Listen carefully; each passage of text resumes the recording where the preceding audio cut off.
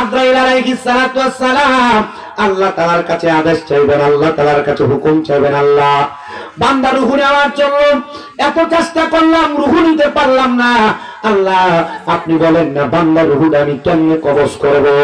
রব্বে কারীম আল্লাহ জানে দেয় বান্দা, ওই বান্দা রূহ যখন তোমার কবজ করা লাগবে ফেরেশতারা, বান্দাটা তখন তার ঘুমন্ত অবস্থায় থাকবে।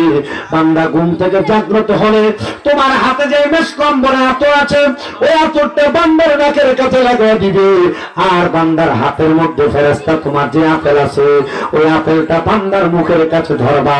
বান্দা চক্ষু যখন খুলবে, বান্দা যদি মুমিন হয় আপেলটা খাওয়ার জন্য হাত বাড়ায় দিবে না, বান্দা তখন পড়বে কালিমে তাইয়্যিবা লা ইলাহা ইল্লাল্লাহ মুহাম্মাদুর রাসূলুল্লাহ সাল্লাল্লাহু আলাইহি ওয়াসাল্লাম। জোরে পড়েন সুবহানাল্লাহ। প্রিয় মুসলমান ভাইরা আমার শুনেন, ওই বান্দা যখন কালিমা পড়ে বান্দার মুখ দিয়ে একটা বাতাস বের হবে। সাহাবায়ে কেরাম নবীকে বলে, ইয়া রাসূলুল্লাহ বান্দার রূহটা কেমন করে কবজ করবে? বলে বাতাসের সাথে আজরাইল বান্দার রূহটা তার হাতের মধ্যে নিয়ে যাবে। নবীজি বান্দা কি কোনো কষ্ট পাবে না? নবী আমার বলে, না না না, বান্দা কোনো কষ্ট পাবে না। ইয়া রাসূলুল্লাহ কেন কষ্ট পাবে না? বলে বান্দা কালেমা পড়বে, বান্দাকে এমন ভাবে রূহটা কবজ করবে, ছোট একটা বাচ্চা দুধের জন্য কান্না করলে মা যেমন ভাবে মুখের মধ্যে দুগ্ধ দিয়া মাথার মধ্যে হাত বুলিয়ে দিলে বাচ্চাটা নীরবে ঘুমিয়ে যায়, ওই বান্দাটা তেমন ভাবে ঘুমিয়ে যাবে, বান্দা মরণের কষ্ট টের পাবে না। বান্দা ঘুমিয়ে যাবে, বান্দা মরণের কষ্ট টের পাবে না। এবার রূহ যখন আজরাইল নিবে, রূহ আর আজরাইলের সাথে কথা হবে। রূহ বলবে, রে আজরাইল তুমি কেন আমার রূহটা আস্তে আস্তে নিয়ে যাও? বলে কেন কেন কেন? বলে তুমি কি জানো না আমার রূহটা তুমি এত আস্তে আস্তে নেও কেন? তুমি যদি জানতা আল্লাহ তাআলা আমার জন্য কত মহামূল্যবান পুরস্কার রেডি করে রাখছে, তাহলে তুমি আমাকে আরো তাড়াতাড়ি নিয়ে যাইতা, তাড়াতাড়ি নিয়ে যাইতা। প্রিয় মুসলমান ইমানদার বান্দাটা কবরে যাওয়ার পরে আমার আল্লাহ তাআলা এমন একটা নিয়ামত রেডি করে রাখছে। আল্লাহ তাআলার কোরআন বলে ওই নিয়ামত এত সুন্দর, এত সুন্দর। আল্লাহ কেমন নিয়ামত আপনি বলেন না? আল্লাহ জানায় বান্দা ওই নিয়ামতের নাম হলো জান্নাতুল আদন। এত সুন্দর ওই জান্নাতুল আদন নিয়ামতের নিচে দিয়ে আল্লাহ তাআলা নহর প্রবাহিত করেছে, আর ওই নহর প্রবাহিত করা নিয়ামতের জান্নাতটা ওই ব্যক্তিরাই থাকবে। নবীজি তারা কারা? বলে রাদিয়াল্লাহু আনহুম ওয়া রাদু আন, যারা আমার আল্লাহর প্রতি রাজি খুশি হয়েছে, আর আমার আল্লাহ যাদের প্রতি রাজি খুশি হয়েছে তারাই ওই জান্নাতের মধ্যে থাকবে। ইয়া রাসূলুল্লাহ, ইয়া হাবিবাল্লাহ, তারা কারা? নবী আমার বলে যালিকাল মান খাশিয়া রাব্বা, যারা আল্লাহকে সবচাইতে বেশি ভয় করেছে তারাই ওই জান্নাতের মধ্যে থাকবে।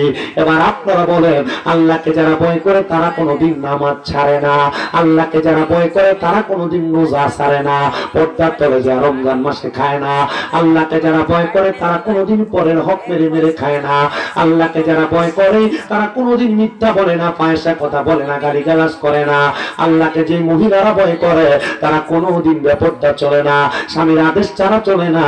এবার আপনারা বলেন আল্লাহকে আমাদের প্রত্যেকের ভয় করার দরকার আছে না নাই? হাদিস শরীফ পড়তে যা দেখলাম, কিন্তু আল্লাহকে সন্তুষ্ট করার, আল্লাহকে খুশি করার একটাই মাত্র মাধ্যম আল্লাহ তাআলা দুনিয়াতে রাখছেন, সর্বশ্রেষ্ঠ মাধ্যম। ওই মাধ্যমটার নাম হলো তার রব্বি ফি রিদাল ওয়ালিদাইন। ওটা হলো তার মা বাবার সন্তুষ্টি কইরা আল্লাহ তাআলার সন্তুষ্ট করার একটা মাধ্যম।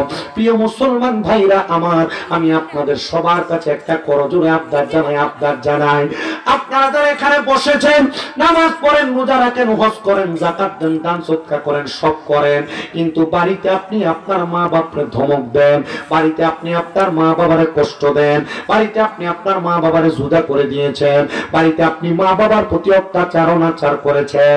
আমি বলবো সন্তান, আজকের মাহফিল তোমার জন্য না, পুরা কুমিল্লা জেলা না, বাংলাদেশের সবচেয়ে বড় আলেম দিয়া ওয়াজ করাইবা, কিন্তু মা বাবার মনে কষ্ট দিবা।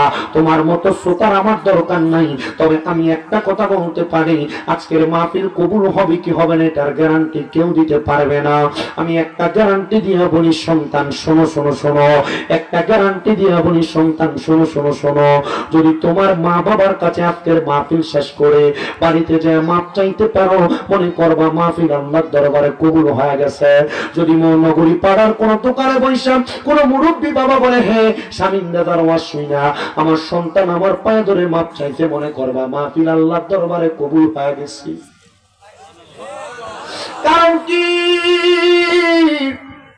এই মা বাবার কষ্ট দিয়া দুনিয়াতে যা করো আল্লাহর দরবারে কবুল হবে না, দান সদকা করলে কবুল হবে না। ও সন্তান, আমি কামেল দ্বিতীয় বর্ষে এবার ফাইনাল পরীক্ষা দিব, জানুয়ারি মাসে আমার পরীক্ষা চলবে। আমি বিশ্বাস করি আমার এলেম দিয়ে আমি ওয়াজ মাহফিল করি না, আমি বিশ্বাস করি রে। আমি একদিন শুধু ওয়াজে শুনেছিলাম মা বাবার কদমে চুমা দিলে আল্লাহর জান্নাতের চৌকারে চুমা দেওয়ার সওয়াব পাওয়া যায়। আমি ওই দিন বাড়িতে এসে আমার মা বাবার পায়ের মধ্যে চুমা দিয়েছি। আর এরপর থেকে আল্লাহ তাআলা আমার দাখিল পরীক্ষা থেকে আমারে ওয়াজের ময়দানে কবুল করেছে। সন্তান, আম্মা আব্বার কাছে মাপ চাইও, তোমার দাম কমবে না, সম্মান কমবে না। অনেকে চিন্তা করে হুজুর আমি মা বাবার কাছে মাপ চাইবো দূরের কথা, আমি দুই দে মা বাবার পাশে সালামও করি না, আমি কেমনে মা বাবার কাছে মাপ চাইবো? সন্তান শোনো শোনো শোনো রে সন্তানের দলেরা, শুধু মাপ চাওয়া না, মাঝে মাঝে সময় সুযোগ পাইলে মা বাবার পায়ের মধ্যে চুমা দিও। মা বাবার পায়ে চুমা দিলে আল্লাহর জান্নাতের চৌকাঠে চুমা দেওয়ার স্বাদ পাইবা, মজা পাইবা।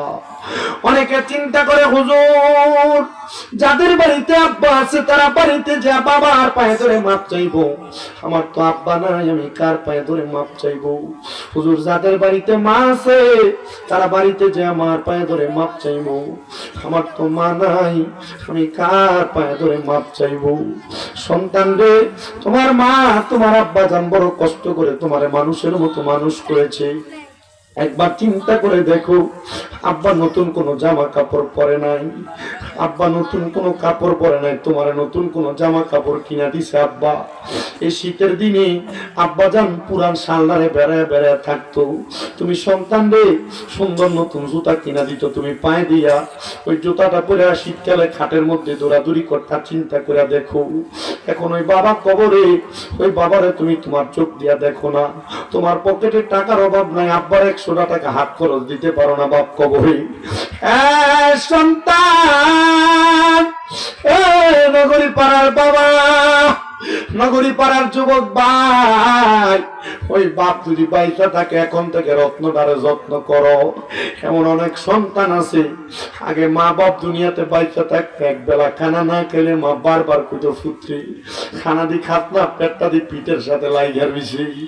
এখন মা কবরে 2-3 বেলা না খেয়ে থাকলে কেউ একবার আইসা জিগায় না ফুট খাইছো না দি, আরে কে জিগাইব? মা তো কবরের বাসিন্দা। আল্লাহ, নগরী পাড়ার মা বের উসিলায় সন্তানদের কাছে টাকাতে পয়সাতে বাড়িতে মেহমান আছে, ওই সন্তানেরা তাদের মারে তাদের বাপরে একটু খানা খাওয়াইতে পারে না। ও বাবু, যাদের মা কবরে, যাদের বাবা কবরে, এরা তো বাড়িতে যে সবার মুখ দেখবো, মা বাবার মুখ দেখতো না, মাপ চাওয়ার কোনো সুযোগ নাই। ও সন্তান, ওই মা বাপ যদি বাড়িতে থাকতো, মা বাপরে যদি তুমি একটু একটু আদর যত্ন করে খাওয়াইতা, মা বাবার পেছনে কত লাখ লাখ টাকা তোমার খরচ হইতো। আমার আম্মা জান আজকে 8 মাসের উপর অসুস্থ, বিছানায় পড়া, লাখ লাখ টাকা আমার খরচ। কিন্তু আমি ডাক্তারের কাছে বলছিলাম, ডাক্তার সাহেব দেখেন না 10 লাখ টাকা 15 লাখ টাকা নিয়ে আমার মাটার একটু হাঁটার ব্যবস্থা করে দেওয়া যায়। আমি আমার ডাক্তারের কথা বলার পর ডাক্তার আমার কই, শামীম সাহেব টাকা পয়সা দিয়া সব হয় না। আমি বিশ্বাস করি রে, আমার আল্লাহ যদি না চায় দুনিয়াতে কেউ টাকা পয়সা দিয়া বাহাদুরি করে পার পাবে না। আমি বলছি আল্লাহ এই টাকাটা আমি রাইখা দিলাম আমার মা বাপরে নিয়ে আমি হজ করার জন্য। যখন আমার মা পরিপূর্ণ হাঁটতে পারবে আমি আমার মাটারে নিয়ে মক্কা মদিনা যে হজ করে আসবো। এ বন্ধু